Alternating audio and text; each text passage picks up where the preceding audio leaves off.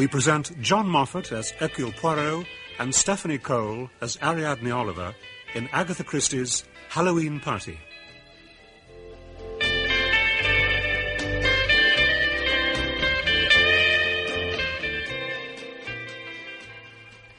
Hallowe'en Party? I thought that sort of thing only happened in America. Goodness, no. You lead such a sheltered life, Ariadne. Haven't you seen all the witches' hats in the shops? Anyway, I promised Rowena Drake that I'd lend a hand, and I did kind of hint that you might be going. I hope you didn't make any rash promises on my behalf, Judith. I don't want to find myself presenting the prize for the best pumpkin. I didn't promise anything. Well, she knows your books, of course. So many people do. I thought it might provide you with a story. Mummy, I'm sure my temperature's gone down. There's nothing wrong with me at all. I'm sure I shall be fine by this evening. Can't I go? Half an hour ago it was 102. You can't have recovered just like that. Back to bed, Miranda. But everyone else will be going. Well, they'll just have to do without you. Off you go. Mrs. Holt will bring you a cup of tea. Come on, Ariadne. I promised Mrs. Drake we'd be there by 3. And I'm not expected to do anything? Nothing at all. Just think of it as the background for one of your murder stories. I'm so glad you were able to come, Mrs. Oliver. And it was so good of you to agree to judge the girls' fancy dress competition. They'll be so thrilled. Fancy dress? But I understood that I wasn't going to be asked... Where are you going to have the snapdragon, Mrs. Drake? In the dining room. I'll best get something to cover up the table then. There's a green baize cloth in the cupboard in the kitchen. I thought we'd hang those fairy lights all the way around the landing, Mrs. Drake. Will that be all right? You're not going to hammer any nails in? Oh, no, we'll just tie them up. Is there anything I can do to help? Gracious no, Mrs. Oliver. Why don't you find Where's a chair? the bobbing for apples going to be? In the library. Mrs. Minden's gone off to find a really solid bucket, one that won't fall over. This is Ariadne Oliver, Miss Whittaker. How do you do? Miss Whittaker teaches at the Elms. That's the school most of the girls go to. How do you do? You know, I've never understood what apple bobbing had to do with Halloween. It doesn't seem appropriate somehow. Apples were supposed to be associated with happy souls. You were given an apple to keep the evil spirits away. Evil spirits? Halloween was the night when the force of evil was at its most powerful, when witches were free to consort with the devil. And in this part of the world, they used to hold a Sabbath at the old stone circle at Kilterbury Ring. For on Alamas Eve, the night I shall ride, and all our ninefold sweeping on by our side. Are you going to tell the girls' fortunes this year, Mrs. Goodbody? Well, I don't do the telling exactly. I give them a mirror, and they see the face of the man they're going to marry. Oh, that's what that ingenious contraption is that Nick is rigging up. It's to project pictures onto the mirrors. Are you the lady that writes the detective books? Yes, that's right. I read one of them once, The Dying Goldfish. I thought it was quite good. Thank you, dear. I thought it was a bit tame, really. Only one murder. One murder is generally quite enough for most people. I saw a murder once. Don't be silly, Joyce. Did you really? Did you really and truly see a murder? Of course she didn't, Anne. Don't say silly things, Joyce. I did see a murder. I did. Murder will out. That's what they say. What kind of murder? Why didn't you go to the police? Because I didn't know it was a murder when I saw it. It really wasn't until a long time afterwards that I began to see it was a murder. Something that somebody said only a month or 2 ago suddenly made me think. Of course, it was a murder. And when did you see this, my dear? Years ago. I was quite young at the time. I don't believe it. You're making it up. Of course she's making it up. She's always making things up. I'm not making it up, Leopold. I swear it. That's quite enough, Joyce. Why don't you tell us about it, then? I brought the apples, Mrs. Drake. Where do you want them? In the library, please, Mrs. Minden. Right. Just a minute. I can never resist an apple. They're my besetting sin. And they help to keep the evil spirits at bay. Delicious. I'd better go and see where the boys are going to hang the pumpkins. It's pumpkin night tonight. It's pumpkin night tonight. Give us a candle. Give us a light. It's pumpkin night tonight. It's pumpkin night tonight. It's pumpkin night tonight. Give us a candle. Give us a light. It's pumpkin night tonight. Hercule Poirot speaks. Oh, thank goodness for that. I felt sure you'd be bound to be out. No, my dear Ariadne, I am having a quiet evening all by myself. Look, I'm in a terrible state. Yes, I can hear that. What is the matter? It's too difficult to tell you on the phone. Can I come round and see you straight away? You're the only person who might know what to do. No, come and sit yourself down. Oh. May I get you something to drink? A little cognac? I don't drink. Surely you haven't forgotten. No, I've not forgotten, but I thought it might do you good. No, I don't want anything, really. Then calm yourself. And tell me what it is that has upset you. Well, it all began with a party, a Hallowe'en party. Do you know what that is? I know what Halloween is. The last night in October when the witches ride on their broomsticks. There was a witch. She was called Mrs. Goodbody, but I don't remember a broomstick. It all started with the apples. Apples? Bobbing for apples. It's one of the things you do at a Hallowe'en party. Ah, yes, I think I have heard of that. The party ended with a snapdragon. Snapdragon? You know, burning raisins in a dish. Mm-hmm. I suppose that must have been when it happened. When what happened? The murder. Everyone went home after the snapdragon, and that was when they couldn't find her. Find whom? A girl called Joyce. Everyone went round the house calling for her. We found her in the end, in the library. That's where they'd been bobbing for apples. What had happened? You know, I think I might take a little brandy after all, just a little. Ah, may we? Of course. Someone had shoved her head down and held her there until she drowned in a galvanised iron bucket full of water. It was horrible. Not at all like the way murder happens in my books. I never want to see an apple again. Here. It will do you good. Oh, thank you. Oh. Now, when did all this happen? And where? Last night, at a place called Woodley Common. Woodley Common? Now, why does that name seem familiar to me? I was staying with a friend, Judith Butler. She's a widow. I went on an Hellenic cruise last year. She was there too. We got to know one another, and she asked me to come and stay at her house. And I was invited to this Hallowe'en party. It was for young teenagers, really. Sort of celebration for the girls who had passed their 11+. Did any of the people who were there know who you were? Oh, yes. One of the children said something about my writing books, and they started talking about murder. And that's what led up to the thing that made me come to you. And what is that? Joyce said, I saw a murder once. And somebody said, don't be so silly. And one of the girls said she was making it up. But she insisted she'd seen it. Had she told anyone about it? Her parents? Did she go to the police? No, the other girl asked her that, and she said, because I didn't know at the time it was a murder. A very interesting reason. And do you yourself think that she really had seen a murder? It's the only way that her death makes sense.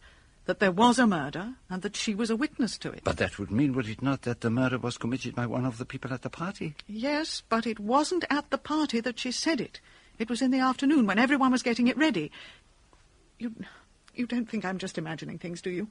What other reason could there have been? A girl was murdered by someone who had strength enough to hold her head down in a bucket of water. An ugly murder, and a murder that was committed with no time to lose. Somebody thought they were threatened and struck as soon as it was humanly possible. Joyce could not have known who it was that committed the murder. I mean, she wouldn't have said what she did if she knew the murderer was in the room with her. And how many people were there? Oh, it's difficult to say. Everyone was rushing about doing things. 15, perhaps, could have been more. And where did you say this was? Woodley Common. It's not that far away, 30 or 40 miles from London. Now I remember why the name is familiar to me. And why is that? A very old friend of mine, Superintendent Spence, went to live there when he retired from the force. I think he might possibly be able to be of assistance to us. So you want me to find out exactly who were at the party? And at the preparation for it. Mm-hmm. And I want to know all about them. Anything you can tell me. I've only been down here a year. It's not a big community. My sister's been here longer. She might be able to help. Mm-hmm. I can guess pretty well already who would have been at the party itself. A preponderance of women, on the whole. Men don't turn up much at children's parties. Well, the doctor would have been there, and the vicar, I suppose, and young Nicholas Ransom, and his friend from college, Desmond. You've absolutely ruled out any sexual motive for the killing. How old was the girl? 12 or 13. It's just that this boy Desmond was remanded for a psychiatrist's report some time ago. May have been nothing in it. Otherwise, as I say, they'd be women. Mothers, aunts, helpers. Oh, there'd be Miss Emlyn, who runs the village school, and her assistant, Miss Whittaker. Rather a peculiar lady, I've always thought. But I don't see any of them as likely murderers. I suspect that what we are looking for is an unlikely murderer. Someone who would never be suspected. Someone to whom it would come as a terrible shock to discover that there had been a witness to the crime. And that is another matter on which I shall need your valuable assistance. How do you mean? We have to find out what was the original crime. Now, I want to know what unexplained deaths there have been at Woodley Common over the last few years. Something that this child could have witnessed but not realized its true significance. A car accident where the driver might have gone directly for the victim. Tablets slipped into someone's tea. Someone who was pushed from a cliff. Well, there aren't any cliffs around here. No. I was merely giving examples, Superintendent. There are hosts of possibilities. Well, I'll do what I can, and I'll rope in Elspeth. There's nothing much that goes on round here that she doesn't know about. Why don't you come back here this evening and have a bite to eat with us? Oh, that would be very kind. And now I must be on my way. Mrs. Oliver is to take me to the scene of the murder. Mrs. Drake's house. You'll find it's got an uncannily appropriate name. And what is that? It's called Apple Trees. Yes, it has taken on a certain grim significance. Such a dreadful thing to happen in one's own house. The whole thing seems completely incredible. The party was going so well. Do you have any theories about why the poor girl was murdered, Mrs. Drake? I'm certain that someone just walked into the house. Not a difficult thing to do under the circumstances. Someone of a highly disturbed mentality, I suppose. Anyone peeping in through the window could see there was a children's party going on. And this poor wretch, if one can really feel any pity for these people, enticed the child away somehow and killed her.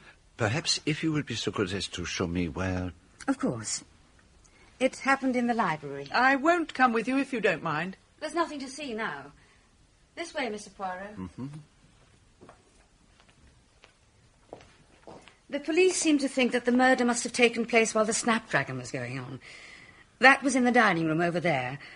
All the lights had been switched off. The only thing you could see was the blazing dish. So that anybody might have slipped out. Exactly. This is the library. The bucket in which the poor girl was drowned stood about here. Ah. Now, I suppose there was water, a good deal of water. There was water in the bucket, of course. I mean that if the child's head was pushed underwater, there would have been a lot of water splashed about. Oh, yes. Even while the apple bobbing was going on, the bucket had to be filled up once or twice. So the person who committed the crime would have got wet? Yes, I suppose so. That was not specially noticed? No. Inspector Raglan asked me about it quite specifically. You see, by the end of the evening, nearly everyone was a bit dishevelled or damp or covered in flour. The police didn't seem to think there was any useful clue there. No, I suppose the only clue was the child herself. I hope you will tell me all you know about her. About Joyce? The victim is always important. The murdered person, you see, is often the cause of the crime. I suppose I see what you mean. Mrs. Oliver is right. There is something creepy about this room now. Shall we go back and join her in the morning room? I suppose it was all my fault, really. If I hadn't been here, there wouldn't have been any talk about murder, and none of this would have happened. Well, you are a very famous person, Ariadne. So, now you will tell us all about Joyce, Mrs. Drake. I don't really know what you expect me to say. Surely it would be better to ask the poor girl's mother. But what I want is not a mother's estimate of a dead daughter, but a clear, unbiased opinion from someone who has a great knowledge of human nature. Now, you have been an active worker in many social and welfare fields here, after all. Well, it is a little difficult. I mean, children of that age, she was 12 or 13, I think, are very much alike. Surely there are very great differences in character, in disposition. Did you like her? Well, of course I liked her. I like all children. Most people do. There I do not agree with you. Some children I consider most unattractive. Was she a nice child or not a nice child? You must realize, Monsieur Poirot, the poor child is dead. Dead or alive, it matters. Perhaps if she had been a nice child, nobody would have wanted to kill her. But surely it isn't a question of niceness. It could be. I understand that she claimed to have seen a murder committed. Oh, that. But you did not take it seriously? Of course not. She was just showing off because Mrs. Oliver was here. But she did insist that it was true. I don't believe it for 1 minute. It's the sort of stupid thing Joyce would say. She was a stupid girl? Well, she was the kind who liked to show off. She always pretended to have seen more and done more than all the other girls. What did the other children have to say about it? Were they impressed? They laughed at her. So, of course, that made it worse. Well, madame, I am glad to have your personal assurance on that point. It was all put on to impress people. Particularly me, I suppose. And now we must take our leave. Thank you so much for allowing me to view the scene of this very unpleasant occurrence. Au revoir, madame. Very unsuitable place for a murder, don't you think? No atmosphere, no haunting sense of tragedy, no character worth murdering. I could not help feeling that just occasionally someone might feel like murdering Mrs. Drake. She can be intensely irritating, so pleased with herself, so complacent. What is her husband like? Oh, she's a widow. Her husband died a year or two ago. He got polio and had been disabled for years. He was a banker, originally, I think. Do you like Mrs. Drake? Do you think she's a nice woman? You do ask the most embarrassing questions. Seems the only thing you're interested in is whether people are nice or not. Rowena Drake is the bossy type, likes running things and people. She runs the whole place, more or less. Now, tell me about the woman we are to see next, the mother of the unfortunate Joyce. Mrs. Reynolds. I don't really know her. Pleasant enough, rather stupid, I should think. I'm sorry for her, though. It's awful to have your daughter murdered. Everyone round here seems to think it was a sex crime, which makes it worse. But there was no evidence of sexual assault? No. People like to think these things happen. I don't see how it could have been anyone living round here. This is such a nice place, and the people living here are such nice people. It must have been a man who came in from the outside, a drug addict, probably. What makes you so sure it was a man? Oh, it must have been a man. I mean, you don't find women doing things like that. Joyce was only a child.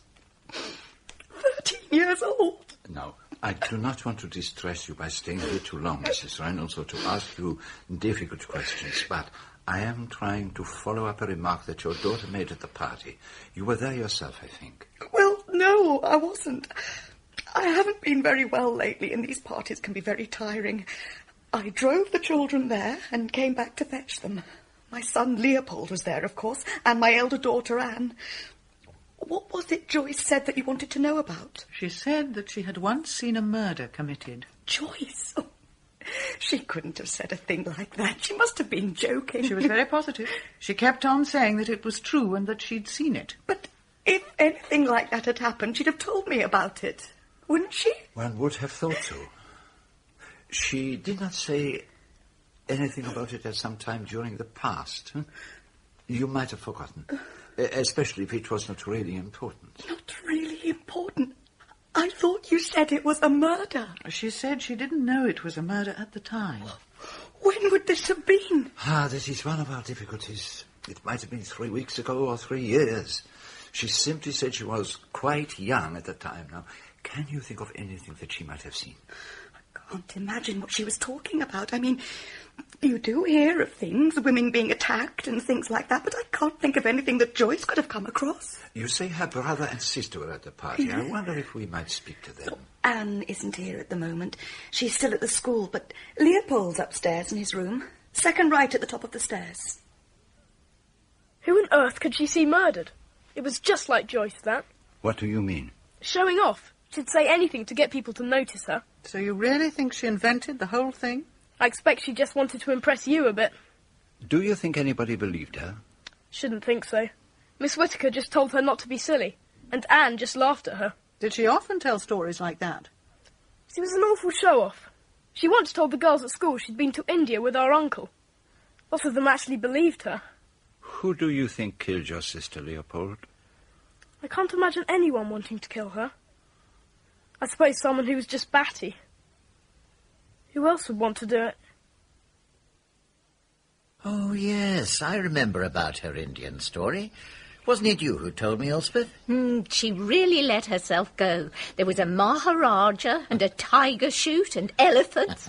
Every time she told anyone about it, she would add another tiger or another elephant. She was always telling tall stories. But that does not necessarily mean that every tale that she told was a lie. Well, I'd say the likelihood was it usually would be. And so she got herself killed. That's true enough. Who could she have seen murdered? Nobody. And have there been any unusual or unaccounted for deaths? Well, I've done what you asked for, Poirot. I've jotted down a few names. Unsolved murders? Hardly as much as that. Just a few possibilities. Here. Mrs. Llewellyn Smythe, Leslie Ferrier, Janet White. Tell me about Mrs. Llewellyn Smythe. Oh, you might have something there. Her au pair girl went off one night and was never heard of again. She could have put something into her medicine easily enough. And she came into all the money, didn't she? Or that's what she thought. The au pair girl? Yes. But did anyone think at the time that there was anything suspicious about Mrs. Llewellyn Smythe's death? No, she got heart trouble. Doctor attended her regularly. Yet you put her on your list. Well, she was a very wealthy woman, and though her death wasn't unexpected, it was sudden. I think the doctor was surprised. She came here when her health began to fail. She wanted to be near her niece and nephew, that's Mr. and Mrs. Drake. She bought Quarry House. Quarry House? After her death, it was bought by Colonel Weston and his wife. It's a big Victorian house with a disused quarry in the grounds. I think it was that which attracted her. She spent thousands of pounds turning the quarry into a sunken garden, or whatever you call it. Had a landscape gardener come over from Wisley to design it. It's quite a showpiece, really. I shall go and look at it. But tell me, what makes you suspect that the old lady might have been murdered? Well, the au pair, for one thing. Why? Well, she must have forged the will. Who forged it if she didn't? What forged will? Tell me. Mrs. Llewellyn Smythe. There was, what do you call it? Codicil. She'd made wills before, all much the same, bequests to charities, legacies to old servants, but the bulk of her fortune always went to her nephew and his wife. And this particular codicil? Left everything to the au pair girl. How long had she been with the old lady? Oh, just over a year. Exactly how old was Mrs. Llewellyn Smythe? In her 60s. 65 or 6. That is not so very old. But I suppose that the family claimed that the balance of her mind had been disturbed, that there had been undue influence. Well, it never came to that. The lawyers got onto the forgery pretty smartly. It seems it was not a very convincing affair. It would have been easy enough for the au pair to have done it. Mrs. Llewellyn Smythe was very concerned about traditional values. She believed that personal letters should always be handwritten, but she suffered from severe arthritis, and so the au pair girl wrote a great many of her letters for her. Seems that the old lady told her to make the handwriting as much like hers as possible, and even to sign it with her name. So when it came to forging the codicil, she must have thought she could get away with it.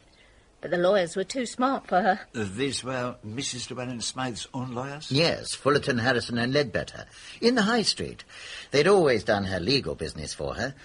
Now, the girl was questioned about the will, and she obviously got the wind up. Just walked out one day, leaving most of her things behind her. They were preparing to take proceedings against her, but she didn't wait for that. She probably went back to her own country. A fascinating story, but I do not see what there was for Joyce to have seen. Now, what about this Leslie Ferrier? Now, he was a lawyer's clerk, worked for Fullerton, Harrison and Ledbetter, Mrs. Llewellyn Smythe's lawyers. And what happened to Leslie Ferrier? He was stabbed in the back, not far from a pub called the Green Swan. He was supposed to be having an affair with the wife of the landlord. 5 or 6 years older than he was, but she liked them young. They said he'd broken with her and gone off with some other girl, but who she was, no one ever discovered. And so who was the suspect, the husband or the wife? Might have been either. The wife seemed the more likely. She was a very temperamental piece. But there were other possibilities. Leslie Ferrier had got into trouble when he was in his early 20s. Forgery and falsifying accounts. He went to prison for it. Fullerton, Harrison and Ledbetter took him on when he came out of prison. Most commendable of them. And did he lead a blameless life after that? Well, nothing was ever proved. But he had a lot of money in his bank account, paid in cash. Nothing to show where it had come from. Again, it does not sound like the murder we are looking for. Now, what about Janet White? Found strangled on a footpath, which was a short cut from the school where she taught to her home.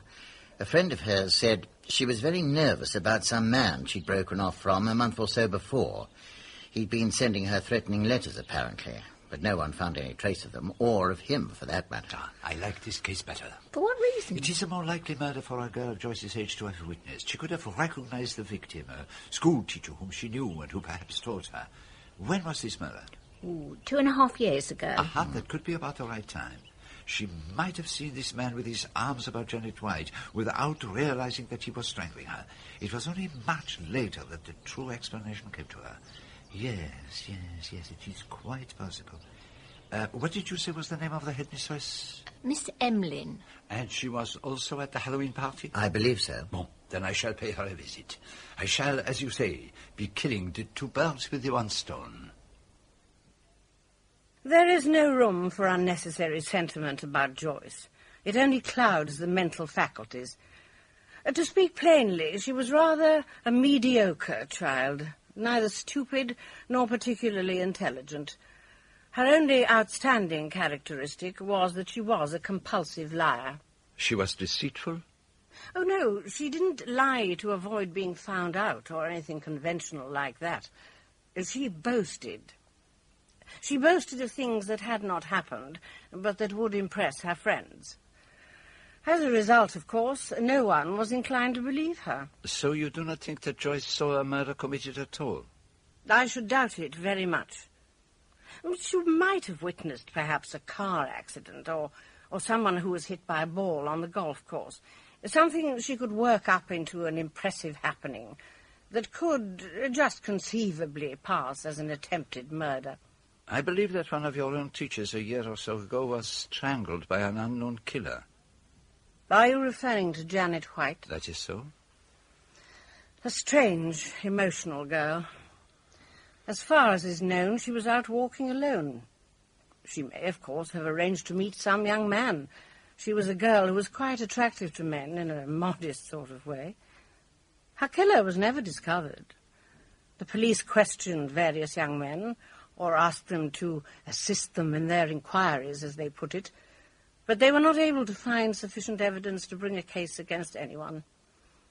An unsatisfactory business from their point of view, and, I may say, from mine. Did you know her well?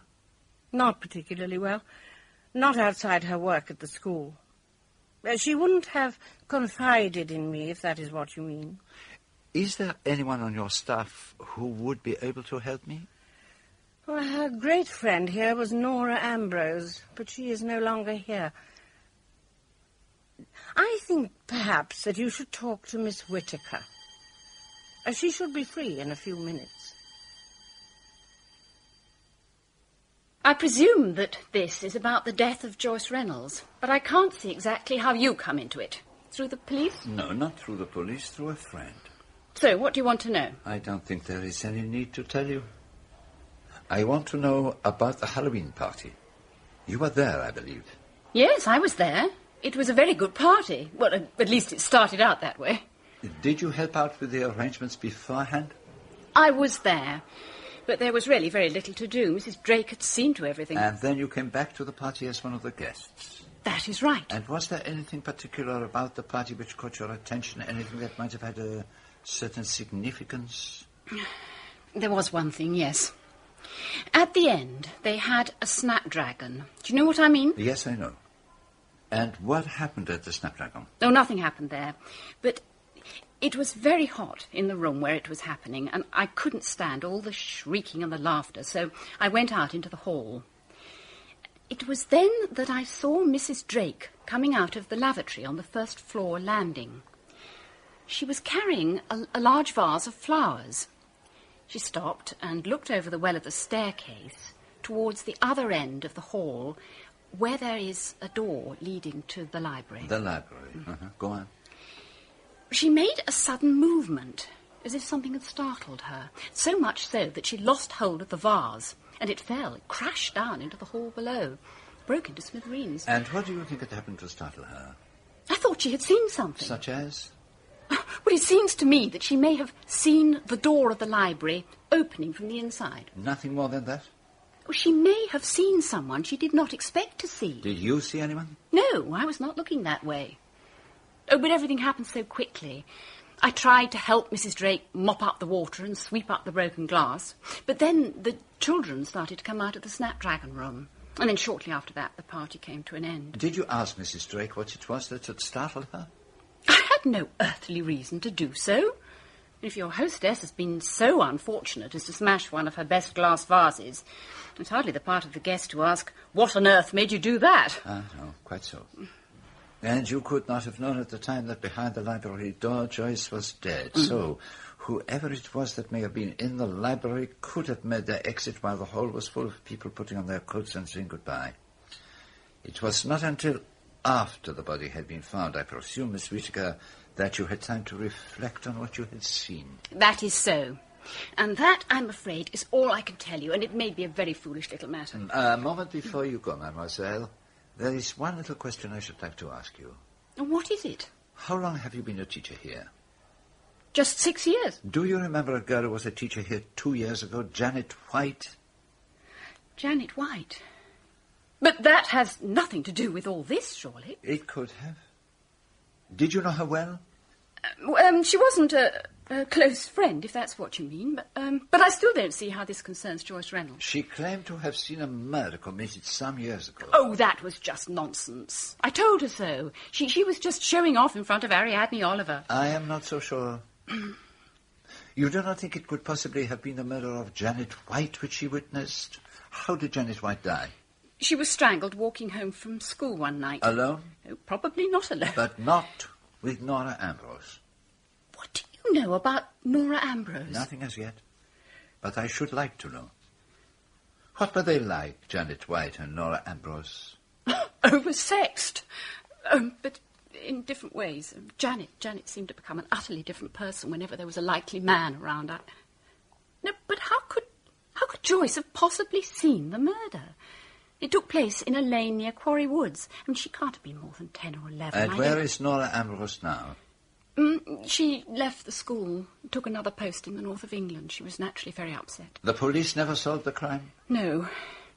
Look, I shall be late if I stay here any longer. I must go. Of course. There is just one thing I need to ask you. Yes, what is it? I would be grateful if you could tell me how to get to Quarry House. If it's Colonel or Mrs. Weston you're after, they're away. Won't be back till next week. It is of no great importance. I simply wanted to know whether they would permit me to see the gardens. The gardens?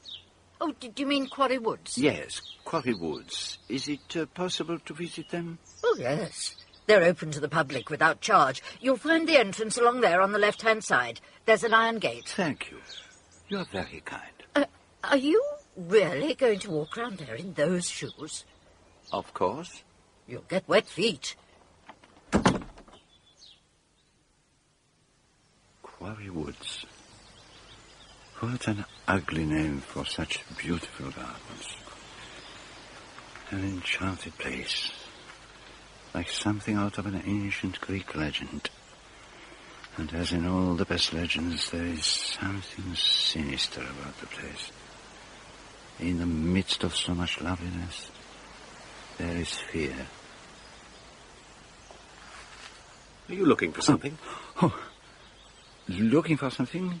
No, I simply wanted to look at the gardens. Am I trespassing? I don't think one could call it trespassing. Colonel Weston doesn't mind people walking around the place, so long as they don't do any damage. It doesn't look as if anyone comes here very much. You would think there would be children playing or lovers walking. Well, lovers don't come here. It's supposed to be unlucky for some reason. Are you by any chance the man who designed this garden? I am. My name is Michael Garfield. Mm-hmm. You look somehow as if you were part of the place. You must be very satisfied with what you have achieved here. Is one ever satisfied? You made it, I believe, for Mrs. Llewellyn Smythe. You seem to be remarkably well informed. Mm-hmm. Was she satisfied with this thing of beauty? Up to a point. I carried out my own ideas and convinced her that they were her own. It's not a very difficult art to learn.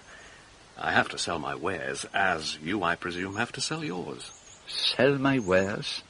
Investigation, detection, whatever you call it. Ah, you know who I am, then? News travels fast in a small community like this, and you don't exactly blend with the landscape. You're trying to find out what happened at the Hallowe'en party. Were you there? No. You are fortunate. Fortunate? To have been one of the guests at a party where a murder is committed is not a pleasant experience. People ask you times, dates, impertinent questions. You knew the child, Joyce? Oh, yes. I know most of the people living round here. What was she like? How can I put it? She was not important.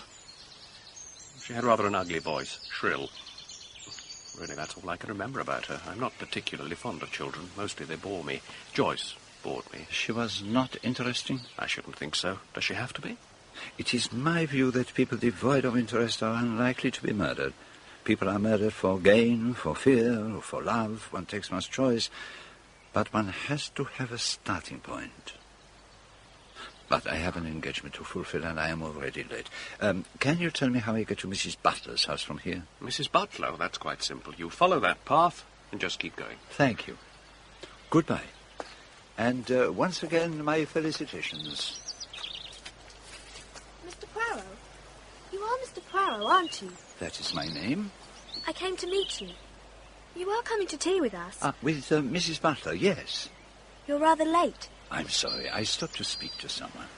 Yes, I saw you. You were talking to Michael. You know him? Of course. We've lived here quite a long time. I know everybody. Forgive me asking, but how old are you? I'm 12. I'm going to boarding school next year. Oh, will you be sorry or glad? I don't really know until I get there. Huh. I don't think I like this place very much. Not as much as I did. I presume that you are Mrs. Butler's daughter. That's right. What is your name? Miranda.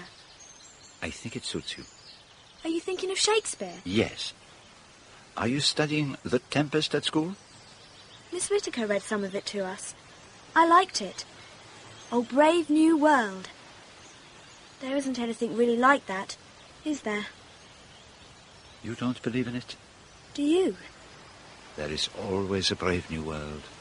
But only, for very special people. The lucky ones. The ones who carry the making of that world within themselves. I see. We go this way.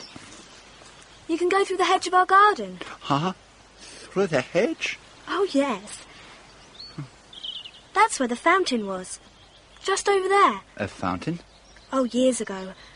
I suppose it's still there, underneath the shrubs and azaleas and things. It was all broken up, you see. Seems a pity. You know this place very well. Do you often come here? Oh, yes. It's one of my favourite places. Nobody knows where I am, you see, when I come here.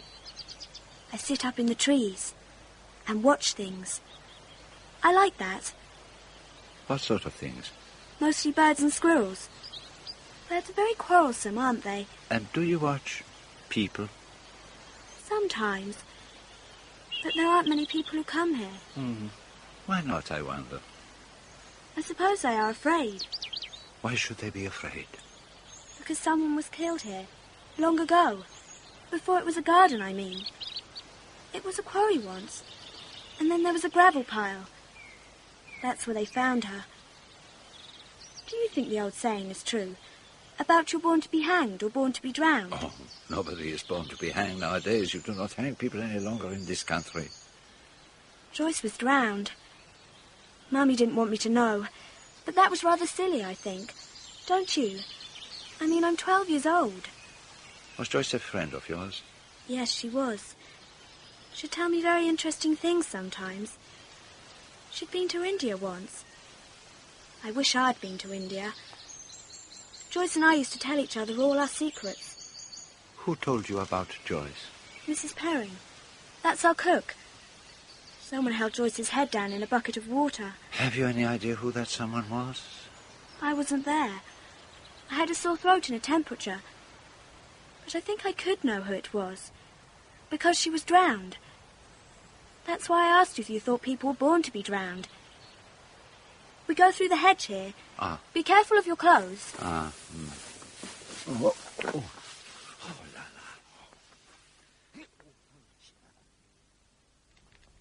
Here's Mr. Poirot. I got him all right. Miranda, you didn't bring him through the hedge, did you? You ought to have gone by the path at the side gate. This is a better way, isn't it, Mr. Poirot? And it is certainly more direct. And more painful, I imagine. I did introduce you, didn't I? To Mrs. Butler, of course. Please sit down, Monsieur Poirot. Merci. Ariadne and I met in Greece. Yes, I fell into the sea when we were coming back from one of the islands. It had got rather rough. Judith helped fish me out, and it made a kind of bond between us, didn't it? Besides, I liked your name. It seemed very appropriate somehow. Nothing very Ariadne-like ever happened to me, I'm afraid. I've never been abandoned on a Greek island by a man I love. We can't all live up to our names. Oh, indeed. I can't see you in the role of cutting off your lover's head. What was his name? Holofernes. She thought it was her patriotic duty.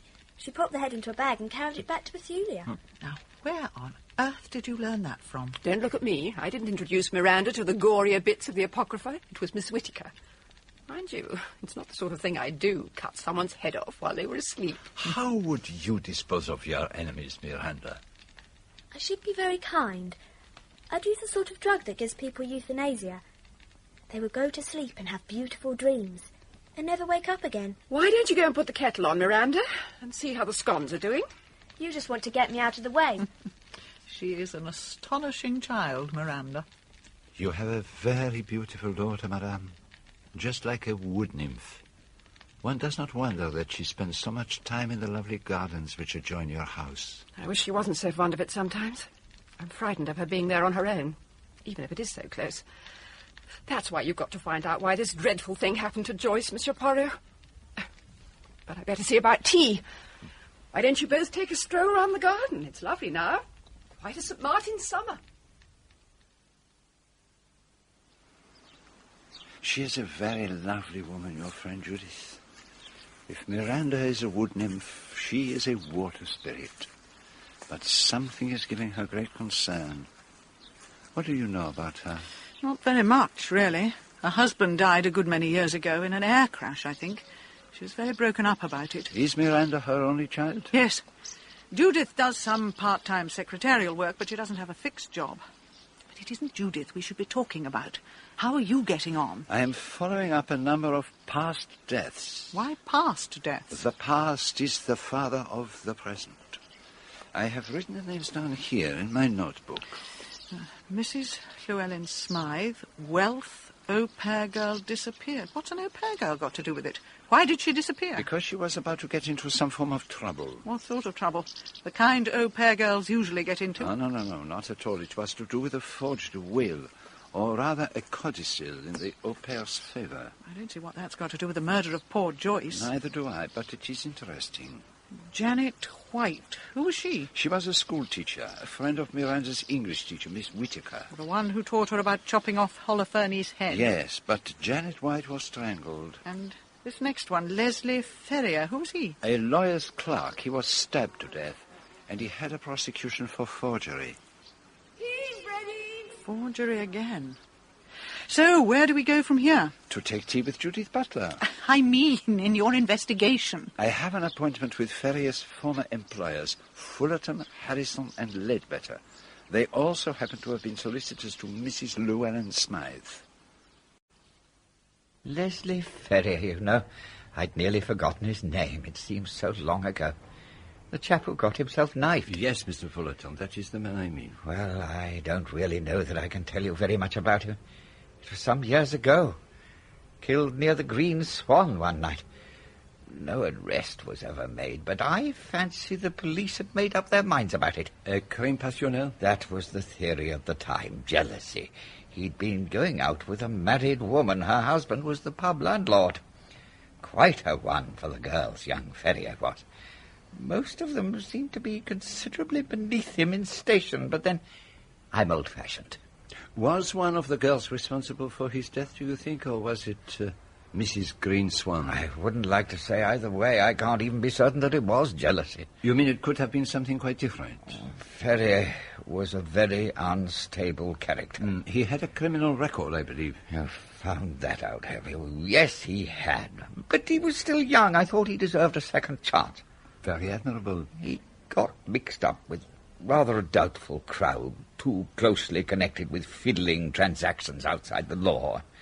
I gave him a warning or two, which I hope might do the trick, but there's a lot of corruption about these days. And you think that his death may have been connected with these illegal dealings? Quite possibly. These associations. Gangs is rather too melodramatic a term, but this is all supposition. There were no witnesses. Yet somebody might have seen it happen. Somebody quite unlikely. A child, for instance. Late at night, in the neighbourhood of the Green Swan. It seems to me most unlikely. It does not seem unlikely to me. However, let us move on. There was a foreign girl who disappeared. Her name was Olga, I think. Olga Semenov. Not a very reliable character, I believe. No, she was not. I understand that she was companion or nurse attendant to Mrs. Llewellyn Smythe, who was a client of yours. Yes, she was. Mrs. Llewellyn Smythe had several girls in their position, most of them unsatisfactory.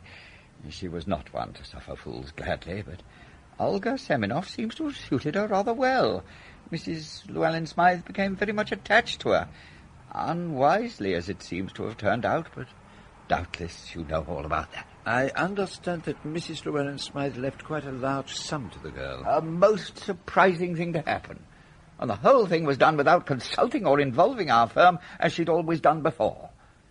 It was a codicil written in her own handwriting. The whole residue of her fortune was left to Olga Semenov in gratitude for the devoted service and affection she had shown her. I understand that the will was contested. Oh, scarcely any need for that. From the evidence of handwriting experts, it became clear almost immediately that the codicil was a complete forgery. Now, do you think that there is any possibility that Leslie Ferrier might have been involved? Ferrier? How do you mean? I understand that he had been convicted for forgery. Oh, I see. Yes, it crossed my mind, but there was nothing to link him with the girl. And the codicil was declared invalid? Oh, yes. The money went to the Drakes, as it was always intended it should.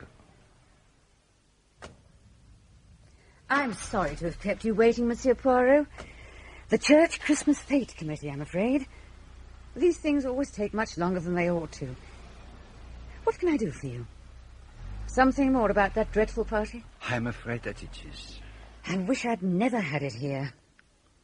Is Mrs. Oliver still staying with Judith Butler? She is, I believe, returning to London in a day or two. She's such a good writer. Has she any ideas herself? I mean, about who might have done this dreadful thing? I think not. And you, madame? I've told you already.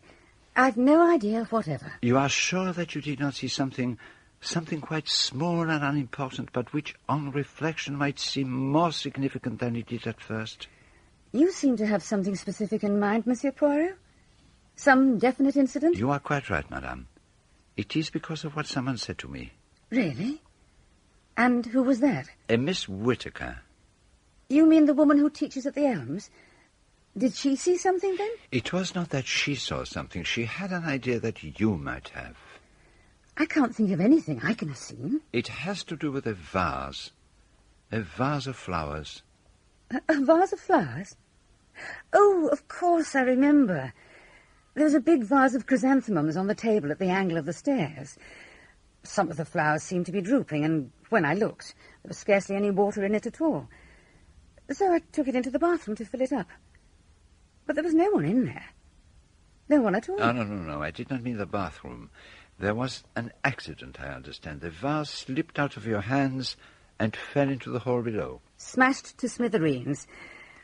I was rather upset because it had been a wedding present. It was very stupid of me.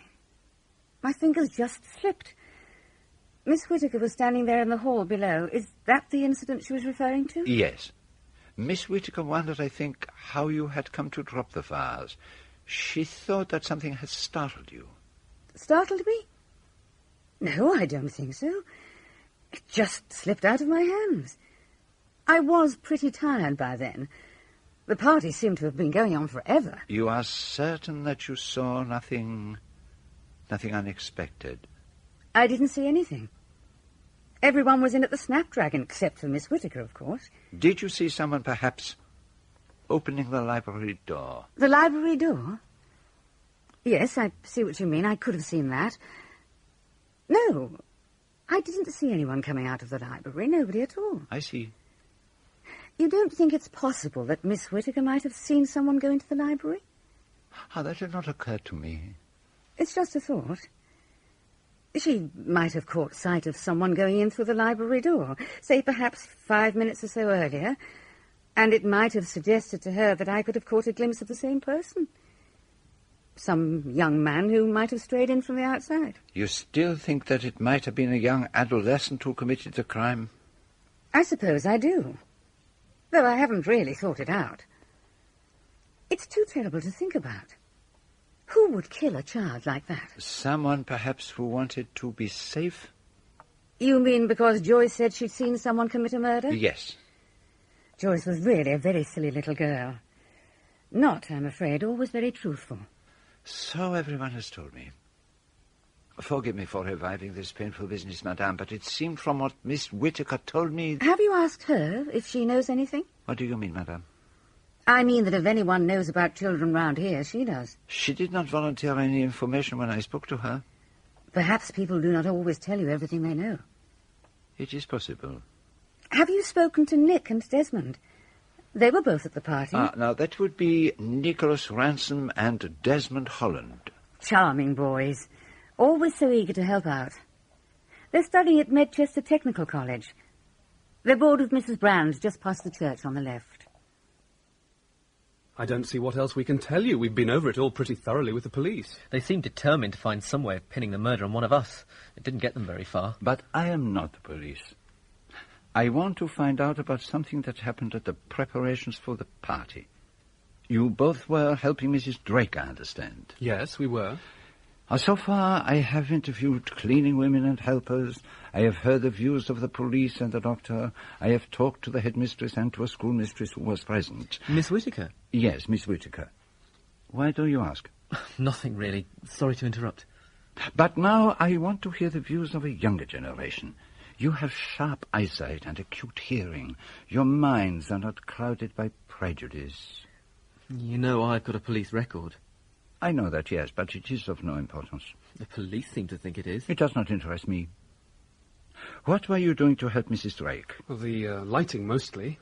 Getting up ladders, hanging up fairy lights and pumpkins. And you did some photography, I understand. Yes, we did that beforehand, so that we could project the pictures for the girls to see in their mirrors. And who did you use for these photographs? Just ourselves, with a lot of makeup, wigs and beards and moustaches and all that. We kept them a bit out of focus, so they'd look more like spirit pictures. And the girls did not recognize you? Of course they didn't. They squealed and shrieked and thought they were really seeing the men they were going to marry. Now, can you tell me who else was there when you were getting ready for the party? Well, there was Mrs. Drake, of course, and Mrs. Butler. And Miss Whittaker. And a lot of girls who giggled like mad but did nothing. Can you remember which girls? Well, Anne Walters and poor Joyce. And her horrible brother, Leopold. He's a sneak. He eavesdrops and tells tales. A really nasty little customer. I understand that you heard Joyce Reynolds saying something about having seen a murder committed. I never heard that. Did she really? Didn't you know? That's what they're saying. I don't think we were around at the time. Where was she when she was supposed to have said it? In the drawing room, I believe. We were probably out on the stairs fixing the fairy lights. Now, as far as you can remember, did anything occur while you were in the house that struck you as sinister or significant in some way? Something which probably nobody else would have noticed? No, nothing. Just a lot of people rushing about and getting in one another's way. Do either of you have any theories? How do you mean? About who might have murdered Joyce? Yes. I mean something that you might have noticed that could lead you to a suspicion on perhaps purely psychological grounds. At the party? At any time. Well, there is Miss Whittaker. Why Miss Whittaker? It's difficult to say exactly. She always looks as if she's trying to bottle up her feelings, and she behaved very strangely when that teacher was killed. Do you mean Janet White? Yeah. They used to be very close, if you know what I mean. I thought that Nora Ambrose was her real friend. Oh, no. They just shared the house. But Miss Whittaker was always hanging around her, and then they had a row. Something to do with the boyfriend of Janet White's. Apparently, Miss Whittaker got jealous and made a dreadful scene. Oh, come on. That doesn't make her a killer. No, but it was pretty peculiar. She's really weird. She goes in for all that ritual magic stuff. Ley lines and stone circles and all that. That is very interesting. Now, tell me, I have heard there was a witch at the party. Mrs. Goodbody. She was telling fortunes, and she did dress up as a witch. But she's perfectly harmless, really. I can't imagine her killing anybody. Oh, yes, I was there, right enough. It wouldn't have been Halloween without me. Oh. Do move Pie Wacket off your lap if you don't like cats. She'll be all over you. No. It is quite all right. I always does the witches round here. I lent Mrs. Drake my ball for the party. Your ball? My witch ball. Bought it at a jumble sale. It's hanging up there by the chimney. Ah. Now, I understand you told fortunes at the party. Nothing to it in a place like this, where you always know who's going with who. Not much call for tall, dark strangers. Can you look in your witch ball and tell me who killed Joyce Reynolds? You've got it all mixed up. It's a crystal ball you look in to see things, not a witch ball. If I told you who I thought it was did it, you wouldn't like it. Say it was against nature, you would. But lots of things go on that are against nature. What kind of things? Wherever you go, the devil's always got some of his own. Born and bred to it. You're not a young man. You know what goes on in the world. You're right. I know only too well. Now, if Joyce really saw a murder committed... Who says she did? She said so herself. There's no reason for believing. She's always been a little liar. So everyone insists on telling me. She always wanted to make people believe she was cleverer than she was. She'd say anything to make folks sit up and take notice. They're a funny family, the Reynoldses. Take Leopold, for instance. Joyce's brother. He's clever, all right. You beware of Leopold. He finds out everybody's secrets. He's always got lots of money. Where does he get it from? That's what I'd like to know. Finds people's secrets out, I'd say, and makes them pay him for holding his tongue. None of this is of any help to you, I dare say. You have helped me a great deal. Now, can you tell me what happened to the foreign girl who is said to have run away? Didn't go far, in my opinion. Ding-dong-dell, puss is in the well. That's what I've always thought. Excuse me, Ma'am. I wonder if I might speak to you for a moment. Are you sure I'm the person you want? Mrs. Butler is out, I'm afraid. I was just looking out for a friend of mine. Oh, no, Ma'am. It's you I want. I saw you at the party. You're the lady who writes the stories about crimes and murders. Yes, I'm the one. I need your advice, you see. It's about Mrs. Llewellyn Smythe's will and the foreign girl who's supposed to have done the forgery. I see. I think you'd better come in, Mrs... Lehman. Mrs. Lehman. Come on in, then. We can talk in the drawing room. I used to do the cleaning for Mrs. Llewellyn Smythe ever since my poor husband died. Yes? Well, one day she calls me in, along with young Jim, who does the odd jobs about the house. And she's got papers in front of her on the desk. The foreign girl's there as well, but Mrs. Llewellyn Smythe sends her out of the room. Then she tells us to come up close and she says, "This is my will, this is." She got a bit of blotting paper over the top part of it. "I'm writing something here on this piece of paper," she says, "and I want you two to be witnesses to it." And she signs her name and gets us to sign too and give our addresses. And then? That was all. She sent us away then. But as we were going out, I happened to turn my head and saw her putting the piece of paper into one of the books in the bookcase. And that made me curious, you see. So what did you do? Well, one day, when she'd been driven down into Medchester, I thought I'd take a look at what I'd signed. I felt I had a right to know. So you took the paper out and read it? That's right, Ma'am. And what did it say? Well, I can't remember every word of it, but what it all boiled down to was she was giving her entire fortune to that girl, Olga, whatever her name was. And I thought, well, leaving all that money away from her own family. Then I thought she might have had a tiff with them, and that as like as not she'd tear it all up some day. And then, when all the fuss came up about the will and the talk about the girl having forged it... What did you do? That's just it. I didn't do anything. Not at the time. I didn't rightly see what it mattered. But now you feel differently. It's that nasty death. The child that was pushed into the bucket of apples, saying that she'd known something about a murder. It made you think. I wondered, whether Olga might have murdered Mrs. Llewellyn Smythe because she knew about the money that was coming to her. And I thought I ought to tell somebody who'd know what to do about it. You look exhausted. Have you had a bad morning? Oh, simply a very trying one. Why don't you take your shoes off and rest your feet? No, I could not do that. Why ever not? You know, you ought not to wear those patent leather shoes in the country. Oh. Why don't you get yourself a nice pair of suede ones? Suede? Well, the kind you just slip on and never have to clean them. All sorts of people wear them nowadays. Hercule Poirot does not wear them. I would not care for that at all. The trouble with you is that you mind more about your clothes and your moustache than about being comfortable. And what is wrong with that? But I have not come here to discuss my personal appearance. I never thought you had. Are you making any progress? Oh, there are too many people who might have been in a position to commit the crime. No one seems to have the least notion who was present at the Snapdragon or not. Do you know anyone who was positively not there? Mrs. Drake was not there, nor was Miss Whittaker. Or the school teacher? Who may have had some sort of emotional involvement with her colleague Janet White, whose murder may have been witnessed by Joyce Reynolds. But there we have a little difficulty. What kind of little difficulty? Not a single person with whom I have spoken believes in the veracity of Joyce Reynolds. And yet, I am certain that is why she was murdered. Because she had witnessed the murder of Janet White? If that was the murder in question. If it was not Leslie Ferrier whose death she saw. Leslie Ferrier? Yes, you know, the solicitor's clerk who practiced forgery and who was killed in what everybody believed was a fit of jealous passion. But I am beginning to have the idea that a lot of separate incidents might tie up more closely than anyone has thought. You said that this man was a forger? Yes.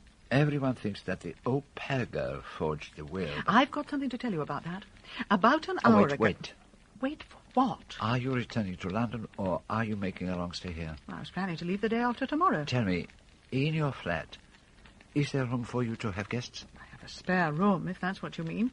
Who do you want me to put up? It is just that it might be a wise precaution to take. What do you mean? Do you think that somebody else is going to be killed? I trust and pray not, but it might be within the bounds of possibility. But who? Tell me. How well do you really know your friend Judith Butler?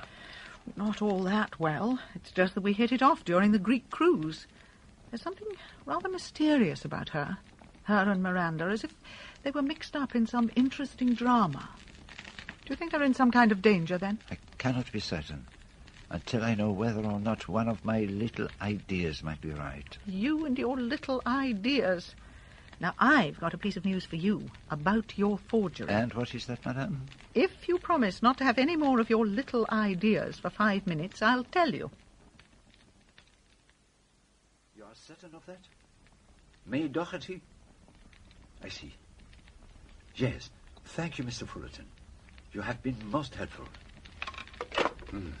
The codicil, the forged codicil that was declared invalid, was not witnessed by your friend Harriet Lehman, but by a May Doherty, now deceased, who had been in service with Mrs. Llewellyn Smythe. So there was a forged codicil, and there seems to have been a real one as well. Isn't this all getting a little too complicated? Or was that Lehman woman simply telling me a pack of lies? It is always possible. Or did someone tell her to tell me a pack of lies? An interesting thought. I'd like to know a bit more about this Olga Semenoff. She certainly seems to have been very good at the Lady Vanishes Act. I hope to know more about that shortly. Or from her own country?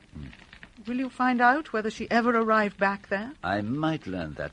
But I also hope to find letters written home while she was in this country, mentioning friends she may have made here. What about the school teacher? Which one do you mean? The one who was strangled.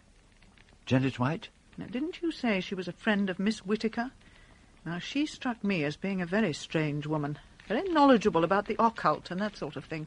I wouldn't put it past her to have thought up a murder. Is that what you think? It has to exhaust all the possibilities. Quite so. But I must be on my way. Where are you off to now? I am going to visit my friend Superintendent Spence. But I shall take a short cut through the Quarry Garden. In those shoes? What do you expect to find there? Something an old witch told me about.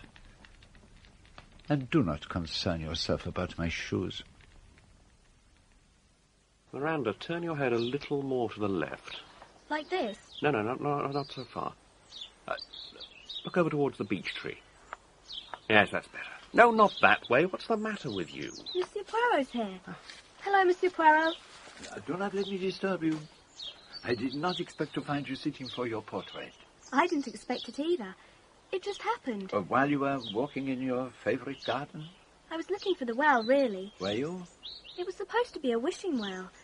Michael knows where it is, but he won't tell me. It'll be much more fun for you to go on looking for it, especially when you're not at all sure that it really exists. Oh, Mrs. Goodbody knows all about it. She said it was sealed up because it was supposed to be dangerous.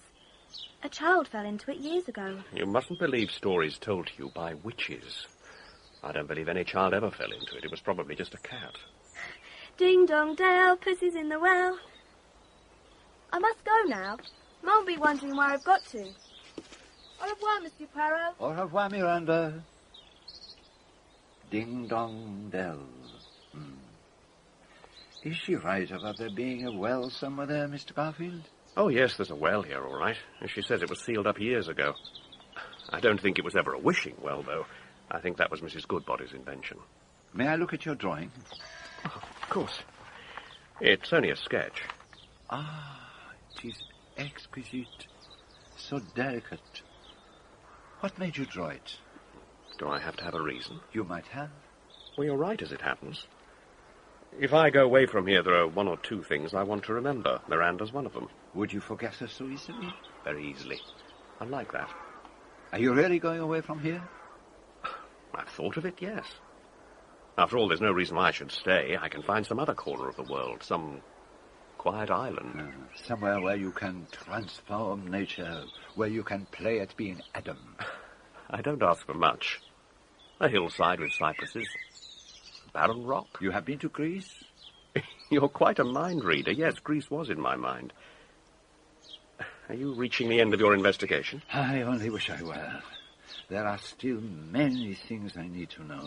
What kind of things? You have lived here some time, Mr. Garfield. Did you know a young man named Leslie Ferrier? Yes, I knew him. He came to a sudden end, did he not? Yes, somebody stuck a knife into him.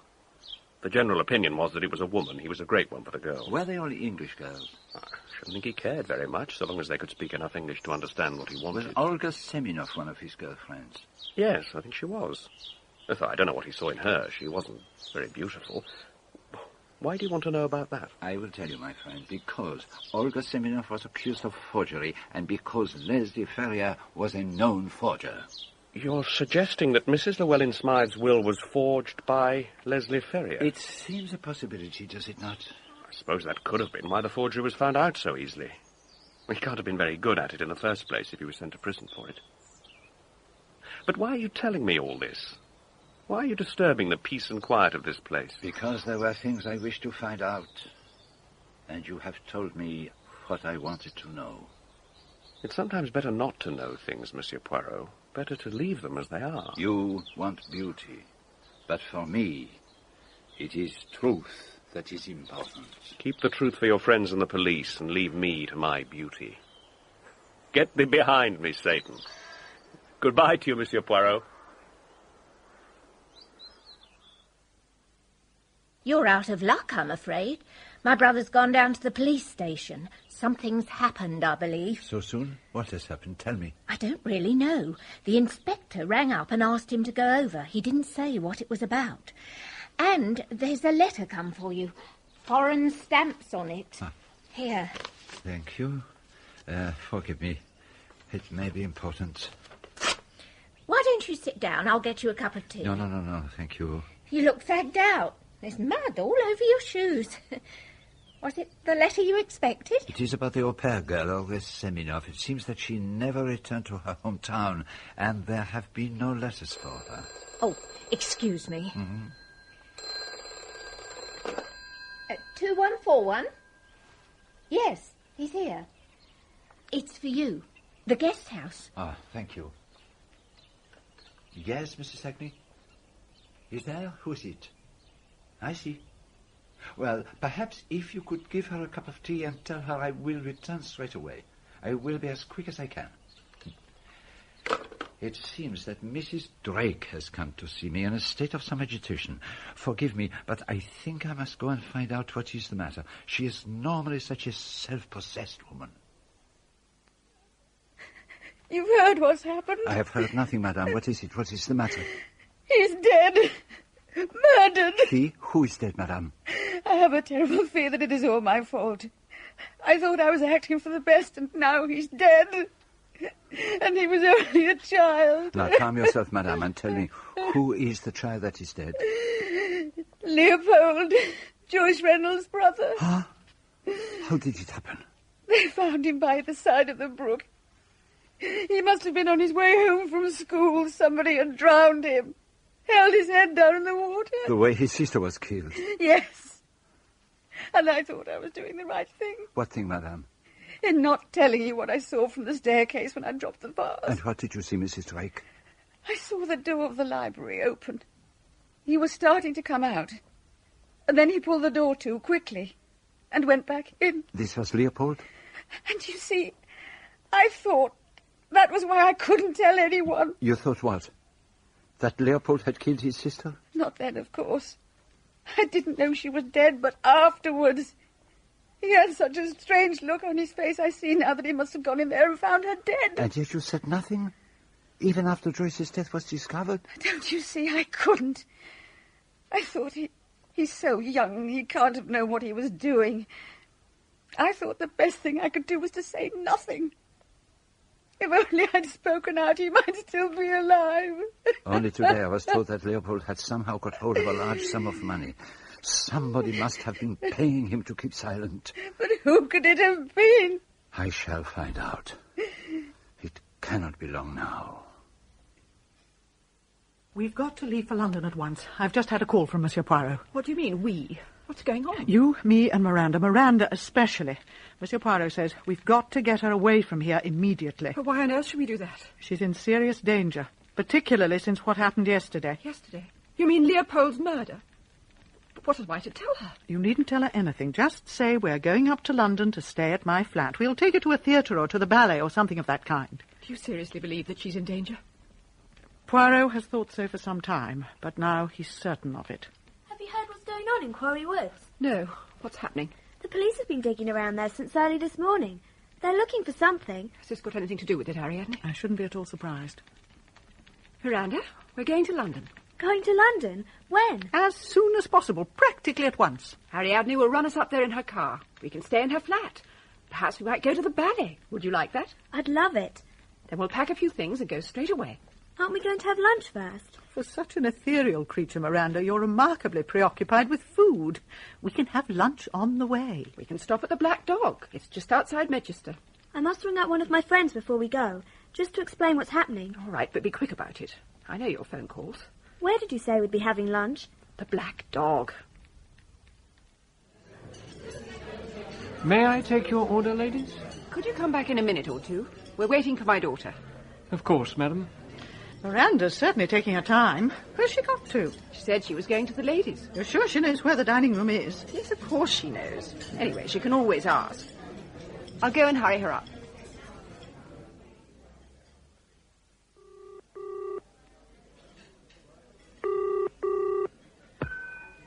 Poirot? We've lost Miranda. What do you mean, lost her? We stopped at the Black Dog for lunch. She went to the loo. She hasn't come back. We can't find her anywhere. Somebody should have stayed with her. Neither of you ought to have let her out of your sight. I told you there was danger. Judith is frantic. She thinks we ought to ring the police. Of course you should. I will ring them as well. Call me as soon as you know where she has gone.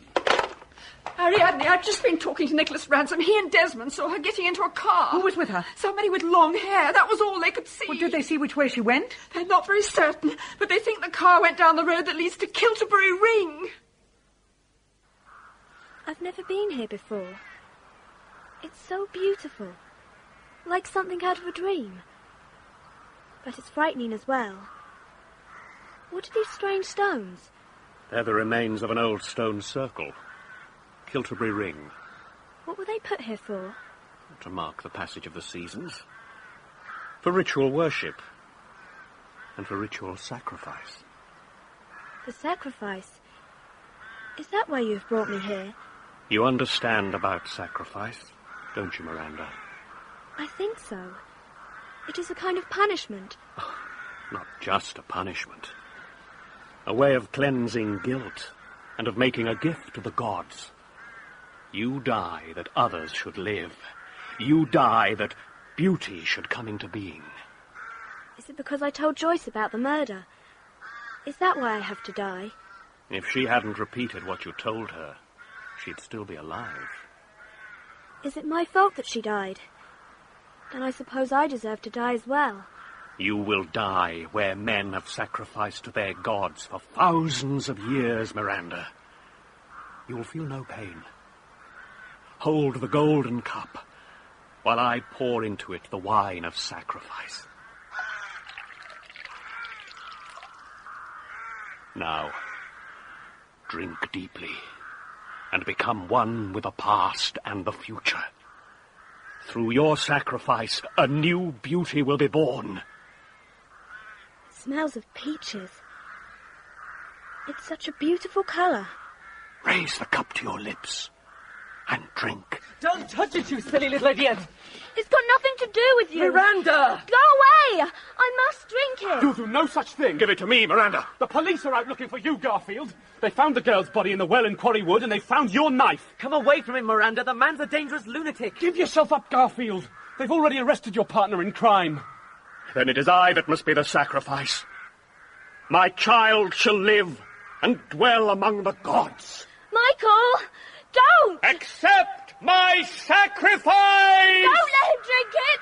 Don't let him drink! What exactly did you tell Joyce, Miranda? That I'd seen a murder. And did you tell anyone else? No, but I think Leopold might have overheard what we were saying. He was always listening at doors. He liked to know other people's secrets. But Joyce did not see the murder herself. Oh, no. She was just repeating what I told her. So, what was the murder that you saw? I didn't know at first that it was a murder. I thought there'd been an accident. Where was this? In the quarry garden. I was up in the branches of a tree. I was looking for squirrels. I was trying to keep very quiet and very still. And what did you see, Miranda? A man and a woman carrying this girl up the path. I thought they were taking her to hospital or to the quarry house. Then the woman stopped suddenly and said, "There's someone watching us." And she stared up at my tree. I kept very still, and the man said, "Nonsense." And they went on. And then I saw there was blood on the girl's scarf. I thought she must have tried to kill herself. Why did you not tell your mother? I thought perhaps I oughtn't to have been there watching. And then the next day nobody said anything about an accident, so I tried not to think any more about it. But what made you realize it was a murder? It was as though everything was happening all over again. This time I was trying to persuade a green woodpecker to come out from behind some bushes. And the two of them came by. They were talking about a Greek island. She said, "We can go there as soon as we like. It's all ours." And he said something about not rushing things, or it might make people suspicious. And then? And then the woodpecker flew away. And she said, "There's somebody watching us." And she had just the same look on her face. And somehow I knew that it had been a dead body they were carrying away to hide somewhere. And can you say who these people were? Did you recognize them? Of course I did. And who were they? Mrs. Drake and Michael Garfield. And you still did not tell anyone? I thought it might have been a sacrifice. Why did you think that? Michael had been talking to me about sacrifices. But weren't you frightened of him? Weren't you afraid to be with him? Oh, no. Why not? I loved him very much, you see. I would have done anything he said. Thank you, Miranda. And now I think we had better tell all this to Inspector Raglan. But as I understand it, the police had already arrested Rowena Drake while Garfield was with Miranda at Kilterbury Ring. Was that your doing? Of course. But how could you be so certain, Monsieur Poirot? Because I used my little grey cells. 'Twas really quite simple. If you hold down a vigorous child with its head in a full bucket of water, there will be struggling and splashing, and you are bound to get wet. And that is what happened to Mrs. Drake. So she had to account for getting so wet, and she had to have a witness. She waited on the landing with an enormous vase of flowers filled with water. She knew she would not have long to wait, and in due course Miss Whittaker came out of the room where they were playing Snapdragon. It could have been anybody. And Mrs. Drake let go of the vase so that the water cascaded over her dress before falling into the hall below. And all the time, poor Joyce had never seen the murder committed at all. Mrs. Drake did not know that, but she always suspected that someone had been there in Quarry Woods when they were hiding Olga Semyonov's body. Rowena Drake and Michael Garfield. They seem an unlikely pair. Was he in love with her, do you think? She had money, and would have more when Mrs. Llewellyn Smythe died, and Michael Garfield was very interested in money. Money would buy him the means of creating his earthly paradise, his enchanted island. But I don't see why the Semyonov girls had to be murdered in the first place. And where does the forged codicil come in? Who did it? Mrs. Llewellyn Smythe had very strict notions of morality. She found out that Rowena Drake was having a love affair with Garfield while her husband was still alive. In a fit of anger, she changed her will and left everything to the au pair girl. After the old lady died, the codicil had to be proved to be a forgery. The real codicil was suppressed. There had to be an obviously forged document to take its place, and Leslie Ferrier was just the man to do it. He was always in need of money. After that, he had to be eliminated. He was knifed late one night on his way home from the Green Swan with the same knife that was used to kill Olga Semyonov. By Michael Garfield? By Michael Garfield. How on earth did he discover that it was Miranda who had seen them in Quarry Woods and not Joyce Reynolds? She told him. What? She was completely under his spell. Even though she knew he was a murderer? Perhaps that only added to his fascination. I don't know. I think she fascinated him as well. In his way, I believe he loved her. But he was ready to sacrifice her to save himself, and she was prepared to be sacrificed. There was a very close bond between them. Was there not, Mrs. Butler? I don't understand you. I think you understand me very well. One had only to look at them together. He was her father, was he not? Yes. He was her father. But she did not know that. No, she had no idea. I knew him when I was a young girl. I fell wildly in love with him, and then I grew afraid. Afraid? Yes. I can't really tell you why. Perhaps it was his gentleness. I always felt that there was a coldness and a ruthlessness lurking behind it. I was afraid of his passion for beauty, of his desire to create a world of his own. He wanted to be a kind of god. I didn't tell him I was going to have his child. I left him. I went away and the baby was born. I invented the story of a pilot husband who was killed in an air crash. I came to Woodley Common more or less by chance. Meeting him here again was pure coincidence. But he realized that Miranda was his child. Oh, yes, he knew. And yet he was prepared to murder her. Let me show you something. This is a drawing he made of her by the stream in Quarry Woods. He told me he did it because he did not wish to forget her. See what he wrote on it. Iphigenia. The daughter of Agamemnon. And Agamemnon sacrificed his daughter so that the gods would give him a wind to take his ships to Troy. Michael Garfield would have sacrificed his daughter so that he could create his Garden of Eden. I must confess you've lost me over all this Garden of Eden business. Rowena Drake was hopelessly infatuated with Michael Garfield, but there was a high price to pay for his love. Nothing more nor less than a Greek island purchased with her inheritance from Mrs. Llewellyn Smythe. Once he realized that it could really be his, nothing, not even Miranda, was allowed to come between him and his ambition. Did he suddenly realize the full horror of what he was doing, do you think? Was that why he seized the cup from Miranda and drank the poison himself? It was a fitting death. As he said, a sacrifice was needed. And on that sombre note, I shall take my leave of you both. Goodbye, Mrs. Butler, and remember me to your daughter. She ought to remember you always, for what she owes you. I think not. Some things are better forgotten. Au revoir, Ariadne. You belong in a different myth. A myth in a maze. It has been a most interesting case. Thank you for drawing me into this particular maze. That's right. Blame it all on me, as usual.